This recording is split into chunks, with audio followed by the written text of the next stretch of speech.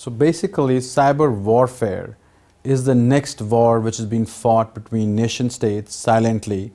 And this particular class, I'll be talking about cyber war, which is actually the new domain of warfare.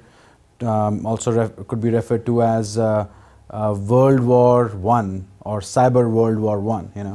But then this is more damaging, very silent, can have devastating results, and does not have a central system which basically has to, I would say, be put in place, which basically would can intervene and stop, because nobody knows who's doing what. Very secretive, very discreet, and very damaging. It can be very damaging, and there is no like NATO in here. There's nothing which can cause I would say any kind of resolve between two countries, because the nature is very different down here. President Obama, before President Trump, also did a lot. He increased cybersecurity experts, increased their the defenses, the U.S. organizations. Again, President Trump, the current president, is also doing and walking on those footsteps and talking about cybersecurity right in the first few, I would say, days as taking over as the president of U.S. I mean, there was strategies being talked about already, the cybersecurity strategies, because that's the new frontier. That's where attacks happen, silent attacks happen. You need to physically send an army, send a bomb, send a plane. You basically send a piece of code, and your spies deliver it, or you have other delivery mechanisms to do it. So let's talk about this cyber warfare. So I want to first give you a little bit, facts that what's going on now. Like there are attacks, like attacks on Sony Picture happened. It was basically a U.S. company, Sony Pictures. It was hacked by North Korea, right? And basically the hacking company, the motive behind why did North Korea hack a US-based company, Sony, right? So at this time, President Obama was there, and the guys, actually the North Korea, what they did was there was actually a movie which was made and which was actually, I would say, released by Sony Picture, right? And it was, the movie's name was Interview, right? And because of that, they depicted, the interview with the North Korean leader, and that's what happened. And they didn't take it properly, because they were, making fun of their leader, their president. And so, in the end of the day, they kind of launched and destroyed a lot of, intellectual property machines, exposed information, of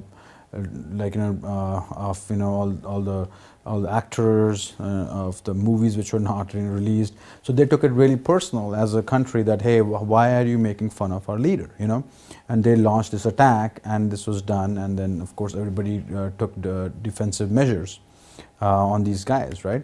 So it was done in 2010. So 4 years ago, or a little bit more than 4-5 years ago, NASA also supposedly did something similar, which was already they had hacked into North Korea network, and this was like not on any movie or something. They went in there, they went into their internal network. They hacked into Bureau 121, North Korea hackers, specifically like the Bureau 121, which is a hacking unit for North Korea, and which is also related to Chinese hacking, APT1, and maybe they're related, I don't know, but like there is a lot of controversies around that. So based on the New York Times, or based on some reports from New York Times, there were sources which confirmed that that North Korea hacking of US, and US already had hacked North Korea before that hacking all happened, and the North Korea, the APT1 was also involved. And remember the Chinese group. So there was this is not the first time the hacking has happened. So US have their strengths. There is APT1, Stuxnet was done by US, Stuxnet, right? And then Bureau 121, North Korea, APT1, China. So you can see like there is not just one army which is fighting. these are all national sponsored armies, and groups which basically are causing damages to either nuclear plants, and also like North Korea, like Kuminsky team hacking South Korea and asking them to stop their nuclear plant operations. That is also news. So countries are going back and forth. They are again trying to, like North Korea and South Korea. And how that happened was when North Korea and South Korea attacked, they used something called the Hancom Office software, which is basically when you buy an Android device or get an Android device, sometimes it's already installed or you install it. It's a free office. It's a Microsoft Office is there, right? And then this Hancom is another office. It has Windows, Word, not Windows, but Hancom Word version. They can open all these softwares. So it basically took the Hancom Office exploit, and then basically they could go in and crack their nuclear power plant operations, right? PowerPoint and older version. So basically, they found a 0-day in the Hancom software to break into the network by a spear phishing attack. That's what kind of got them the foot inside the door. There's a picture here on the slide, which basically is a picture of the nuclear plant, and I just wanted to show it to you. Like, it is not just it is a very sophisticated. It is you cannot reach there physically, but then if you find spies, you can go anywhere. All right. Also, you should know about another APT team or APT group, which is called APT 28.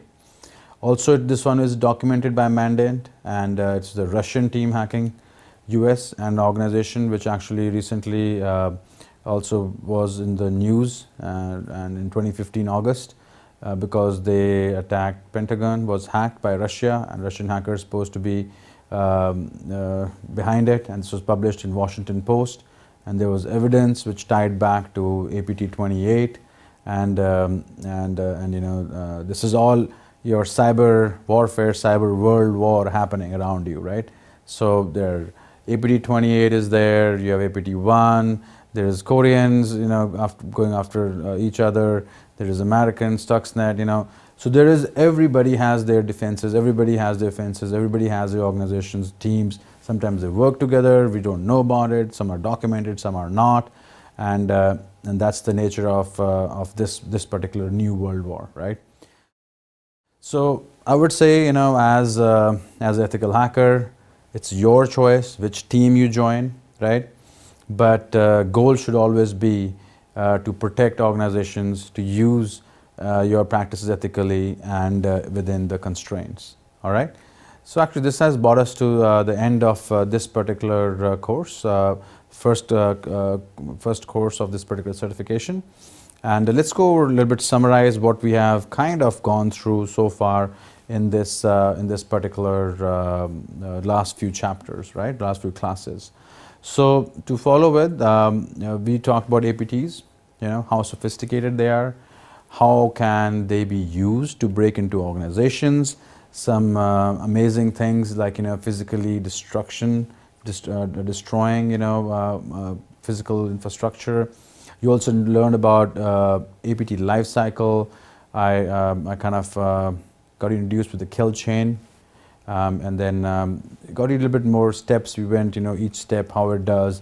We talked mostly about APTs, that not only there is much more to how APT gets and how sophisticated it gets, and how it kind of changes from a regular worm or a regular virus to a more sophisticated mechanism by downloading, spreading through hundreds and maybe thousands.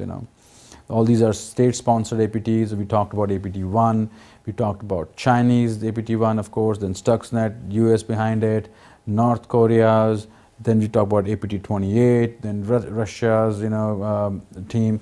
So we talked about, the ongoing cyber warfare, cyber world war frontier, which is basically the next frontier where everybody's trying to fight without any central NATO-like organization trying to diffuse the situation, right? If you are, if you look a little bit more closer, there are bad guys, there are good guys.